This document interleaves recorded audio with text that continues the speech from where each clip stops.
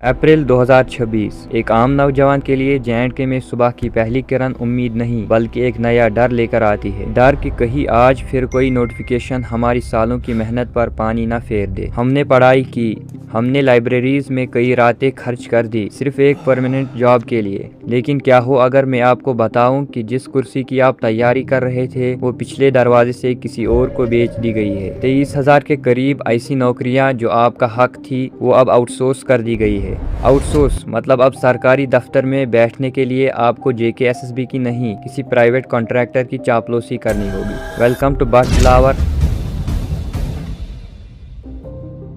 आज बात सिर्फ बेरोजगारी की नहीं होगी, आज बात होगी उस सिस्टमिक बेट्रायल की जिसने जे.एंड.के के यूथ का ट्रस्ट हमेशा के लिए तोड़ दिया है। 2026 का सबसे बड़ा रिक्रूटमेंट स्कैम या शायद सबसे बड़ा लीगल धोखा। Let's uncover the truth. पहले फैक्ट्स पर आते हैं क्योंकि जज्बात से ज्यादा सबूत बोलते हैं। जे.एंड.के गवर्नमेंट ने पिछले कुछ वक्त में एस्पायरेंट से 48 करोड़ कलेक्ट किए हैं सिर्फ एग्जाम फीस के नाम पर। 48 करोड़, इतने पैसे में एक पूरी नई इंडस्ट्री खड़ी हो सकती थी। लेकिन बदले में यूथ को क्या मिला? सिर्फ अनसर्टेनिटी। सजाद लोन के एक सवाल ने पूरे सिस्टम की नींद उड़ा दी। आउटसोर्स का मैंने सवाल पूछा, 24,000 जॉब्स आउटसोर्स हुई।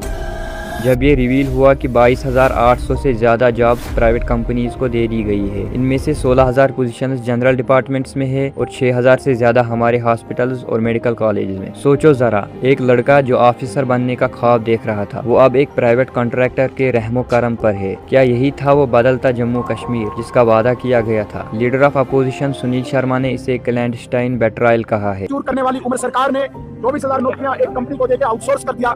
ये जम्मू कश्मीर के नौजवानों के साथ बहुत बड़ा धोखा है। एक ऐसा धोखा जो इतनी खामोशी से किया गया कि किसी को कानो कान खबर न हुई। वही उमर अब्दुल्ला का कहना है कि ये बजट की रुकावटों की वजह से है। पर सवाल ये है, अगर बजट नहीं है तो 1 करोड़ 13 लाख का बजट कहाँ जा रहा है? क्या यूथ का फ्यूचर हमारी प्रायोरिटी लिस्ट में सबसे नीचे है? सवाल ये नहीं है कि आउटसोर्सिंग क्यों हुई, सवाल ये है कि क्या JKSSB अब सिर्फ एक फी कलेक्शन एजेंसी बनकर रह गई है? क्या आने वाले 30,000 जॉब्स भी इसी रास्ते से जाएंगी? जे.एंड.के का नौजवान बुरा वक्त देखने का आदी है पर वो धोखा बर्दाश्त नहीं करता। हमने हमेशा मेहनत पर यकीन रखा है पर जब सिस्टम ही शॉर्टकट लेने लगे तो आवाज उठाना जरूरी हो जाता है। माय पर्सनल टेक, ये सिर्फ जॉब्स का लॉस नहीं है, ये एस्पायरेंट साइकोलॉजी का मर्डर है। अवेयरनेस ही हमारा आखिरी रास्ता है।